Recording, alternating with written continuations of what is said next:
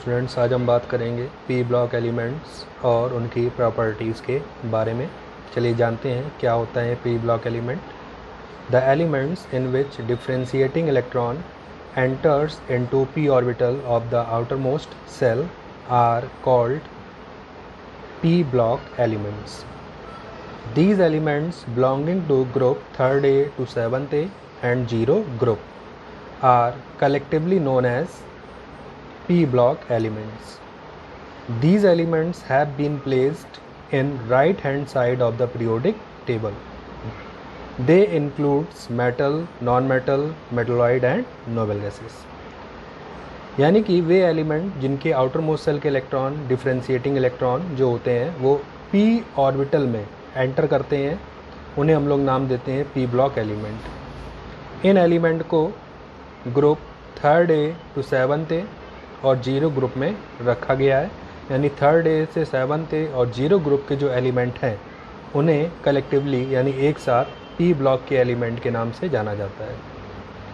इन elements को periodic table में right hand side में रखा गया है। जब आप पीरियोडिक टेबल पढ़ा रहे तब आपने उसमें देखा था। और पी ब्लॉक एलिमेंट में आपके मेटल भी हैं, नॉन मेटल भी हैं, मेटलॉइड्स भी हैं और नोबल गैसेस भी हैं। ठीक है, तो वो कौन कौन सा एलिमेंट है चलिए देखते हैं। तो 3rd A to 7th A और 0 ग्रुप के जो एलिमेंट हैं उनको कलेक्टिवली हम लोग पी ब्लॉक एलिमेंट के नाम से जानते हैं। क्यों? जब आप इनका इलेक्ट्रॉनिक कॉन्फ़िगरेशन करोगे तो आप क्या देखोगे, जो लास्ट इलेक्ट्रॉन है या आउटर मोस्ट सेल का इलेक्ट्रॉन है जो वो पी ऑर्बिटल में एंटर करता है, इसलिए इनको हम लोग पी ब्लॉक एलिमेंट के नाम से जानते हैं। तो कितने एलिमेंट है पी ब्लॉक में? ठीक है, तो बात करते हैं 3rd A। तो 3rd A में आपके 5 एलिमेंट्स हैं। कौन कौन से? Boron, aluminium, gallium, indium, thallium. 4th A में कार्बन, सिलिकॉन, जर्मेनियम, टिन और लेड। 5th A में नाइट्रोजन, फास्फोरस, आर्सेनिक, एंटीमनी और बिस्मिथ। 6th A में oxygen, sulphur, selenium, tellurium, polonium. 7th A में फ्लोरीन, क्लोरीन, ब्रोमीन, आयोडीन, एस्टिटीन। और 0 group में आपके 6 element है, helium, neon, argon, krypton, जेनान, radon. ठीक, अब बात आती है इनको याद कैसे रखा जाए, इनको याद कैसे करेंगे। तो चलिए 1 बाय 1 समझते हैं।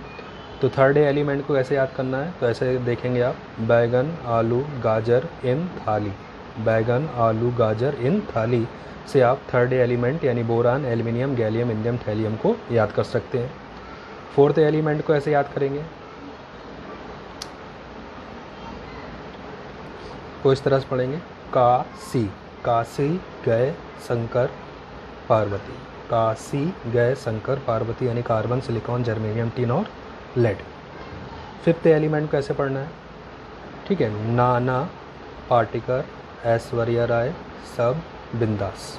नाना पाटेकर, ऐश्वर्या राय, सब बिंदास यानी नाइट्रोजन, फास्फोरस, आर्सेनिक, एंटीमनी और बिस्मिथ। तो इस तरह से आपको 5th A एलिमेंट याद हो जाएंगे।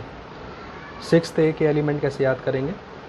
उस से टी पो, उस से टी पो यानी ऑक्सीजन, सल्फर, सेलेनियम, टेलुरियम और पोलोनियम। 7th A एलिमेंट कैसे याद करना है? फिर कल बाहर आएगा आटो। फिर कल बाहर आएगा आटो यानी फ्लोरीन, क्लोरीन, ब्रोमीन, आयोडीन, एस्टिटीन। ठीक है, 0 ग्रुप एलिमेंट कैसे याद रखना है? हीना, नीना और करीना, एक्सरे रंगीन।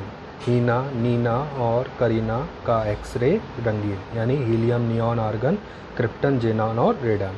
तो इस तरह से आप पी ब्लॉक एलिमेंट को याद रख सकते हैं। इसको 1-2 बार आप पढ़ेंगे तो अपने आप ये सारे एलिमेंट याद हो जाएंगे। ठीक है, तो ये था पी ब्लॉक एलिमेंट। ठीक, और उनको क्यों कहते हैं पी ब्लॉक एलिमेंट और कितने टाइप के यहाँ पर एलिमेंट रखे गए हैं पी ब्लॉक में। ठीक है, अब हम बात करेंगे इनके इलेक्ट्रॉनिक कॉन्फ़िगरेशन की।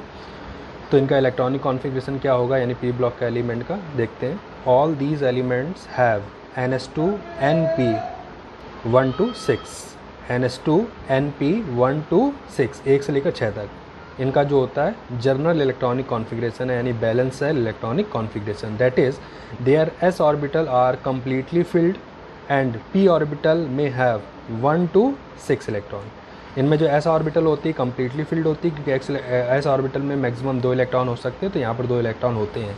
बट p जो ऑर्बिटल उसमें 1 से लेकर के 6 तक इलेक्ट्रॉन हो सकते हैं, जो ग्रुप एलिमेंट पर डिपेंड करता है। यानी अगर हम थर्ड ए ग्रुप एलिमेंट की बात करें तो हमने हर ग्रुप का एक एक एलिमेंट ले लिया और उनका इलेक्ट्रॉनिक कॉन्फ़िगरेशन करा। तो आपने देखा जब हमने थर्ड ए का करा तो बोरान का atomic number 5 1s2 2s2 2p1, यानी p में कितना है 1 इलेक्ट्रॉन और s में कितने हैं 2 इलेक्ट्रॉन। कार्बन करा 1s2 2s2 2p2, कितने हैं p में 2।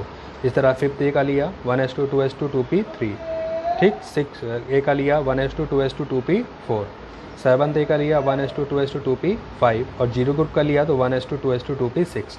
तो आपने क्या देखा कि 1 बाई 1 हमने हर ग्रुप का एक एक एलिमेंट लिया और उनका इलेक्ट्रॉनिक कॉन्फ़िगरेशन करा। तो हमने क्या देखा, जो s ऑर्बिटल है उसमें कितने इलेक्ट्रॉन है 2 इलेक्ट्रॉन है, बट जो p ऑर्बिटल है उसमें 1 से लेकर के 6 तक इलेक्ट्रॉन है। इसका मतलब इनका जो जनरल इलेक्ट्रॉनिक कॉन्फ़िगरेशन है वो क्या बन जाएगा ns2 np126, यानी p ब्लॉक एलिमेंट का general electronic configuration ns2 np126 होता है, यानी 1 से 6 तक इलेक्ट्रॉन होते हैं, ठीक है। तो ये था इनका इलेक्ट्रॉनिक कॉन्फ़िगरेशन, ठीक है। ऐसे आप कोई भी एलिमेंट ले सकते हो और उनका इलेक्ट्रॉनिक कॉन्फ़िगरेशन करोगे तो उनको आपको यही एक ऑर्डर मिलेगा 1 बाई 1 ग्रुप का, ठीक है। और पर्टिकुलर ग्रुप का करोगे, यानी अगर इसका करते हो थर्ड ए का तो इसका क्या हो जाएगा ns2 np1, ns2 np1 ही मिलेगा। इसका करोगे ns2 np2 मिलेगा, इसका करोगे ns2 np3 मिलेगा, इसका ns2 np4, इसका ns2 np5, इसका करोगे ns2 np6। तो आप क्या देख रहे हो कि जनरली s में तो 2 ही हैं, बट जो आपका p है उसमें 1 से लेकर के 6 तक इलेक्ट्रॉन है, ठीक है। तो ये था इनका इलेक्ट्रॉनिक कॉन्फ़िगरेशन। अब देखते हैं इसकी नेक्स्ट प्रॉपर्टी। अब हम बात करेंगे बेटा एटॉमिक और आयनिक radii of p block element. तो क्या है एटॉमिक और आयनिक रेडियाई, चलिए देखते हैं। The atomic and ionic radii of p block element decreases from left to right in a given period in the periodic table. This is due to the fact that increased nuclear charge pull the electron cloud inward. तो होता क्या है जब भी हम period मतलब हम p block में कैसे जा रहे हैं लेफ़्ट टू राइट जा रहे हैं। तो आप क्या देख रहे हो जब लेफ़्ट टू राइट जाते हैं तो हमने बताया था कि नंबर ऑफ जो सेल्स होती है वो सेम होती है, नंबर ऑफ सेल्स सेम होती है, बट उसमें इलेक्ट्रॉन बढ़ते जाते हैं। इलेक्ट्रॉन बढ़ते जाते हैं तो न्यूक्लियर चार्ज बढ़ेगा, न्यूक्लियर चार्ज बढ़ेगा तो क्या करेगा न्यूक्लियस आउटर मोस्ट सेल के इलेक्ट्रॉन को अपनी ओर खींचेगा, जिससे क्या होगा सेल्स धीरे धीरे कॉन्ट्रैक्ट होने लगेंगे, यानी अंदर की तरफ मुड़ जाएंगे, यानी इनवर्ड हो जाएंगे। इससे क्या होगा सेल का साइज डिक्रीज कर जाएगा, यानी एटॉमिक रेडियाई डिक्रीज कर जाती है। यानी जब p ब्लॉक एलिमेंट में हम लेफ्ट टू राइट जाते हैं यानी पीरियड में मूव करते हैं, ठीक है, पीरियड में मूव करते हैं तो एटॉमिक रेडियाई और आयनिक रेडियाई क्या करती है रिस्पेक्टिवली डिक्रीज कर जाती है। क्या है the atomic and ionic radii of p block elements increases on moving from top to bottom in a group. This is due to the fact that extra shell being added which overweight the effect of increased nuclear charge. तो जब आप किसी group में p block element के किसी group में top to bottom जाते हो तो आप क्या देखते हो जैसे जैसे आप नीचे जाओगे नंबर ऑफ सेल्स बढ़ेंगे, but number of outermost shell में नंबर ऑफ इलेक्ट्रॉन जो होंगे सेम होंगे। तो जब नंबर ऑफ सेल बढ़ रही है और नंबर ऑफ इलेक्ट्रॉन सेम होने से क्या होगा, ठीक है, कि जो न्यूक्लियस का अट्रैक्शन होगा आउटर मोस्ट सेल के इलेक्ट्रॉन है वो कम होता जाएगा। क्यों? कि सेल बढ़ने से डिस्टेंस बढ़ती जाती है न्यूक्लियस की। ऐसा होने से क्या होगा एटॉमिक साइज इंक्रीज कर जाएगा और जो न्यूक्लियर चार्ज था वो उतना ज़्यादा इफेक्टिव नहीं होगा जितना ज़्यादा सेल का इफेक्ट पड़ेगा, ठीक है। तो ये था एटॉमिक और आयनिक रेडियाई के बारे में। अब हम बात करते हैं इनकी आयनाइजेशन एनर्जी। तो क्या होती है p ब्लॉक एलिमेंट की आयनाइजेशन एनर्जी? तो p block elements have relatively higher value of ionisation energy. Thus, most of p block element do not form cation, they form anion radially. p block element के outer most shell में जो electron होते हैं वो 3 से लेकर के 8 तक इलेक्ट्रॉन होते हैं। तो 3 से लेकर 8 तक इलेक्ट्रॉन है जिनको निकालना बहुत ज़्यादा डिफिकल्ट होता है। तो इलेक्ट्रॉन आसानी से नहीं निकलेंगे, इसका मतलब हमें ज़्यादा एनर्जी लगानी पड़ेगी उनको निकालने के लिए, और ज़्यादा एनर्जी लगाएंगे तो आयनाइजेशन एनर्जी वैल्यू क्या होगी, ज़्यादा होगी, ठीक। और आयनाइजेशन एनर्जी वैल्यू ज़्यादा होगी, इसका मतलब क्या हुआ, उससे इलेक्ट्रॉन बाहर नहीं निकलेगा, इलेक्ट्रॉन नहीं निकलेगा, ठीक है, इलेक्ट्रॉन बाहर नहीं निकलेगा, इसका मतलब वो कैटायन फॉर्म नहीं कर पाएगा आसानी से। और इलेक्ट्रॉन अगर कैटायन नहीं फॉर्म आसानी से कर पा रहा है इसका मतलब वो क्या फॉर्म करेगा, एनायन फॉर्म करेगा। तो वही कहा गया है p block element have relatively higher value of ionisation energy, thus most of p block element do not form cation, they form anion readily, ठीक।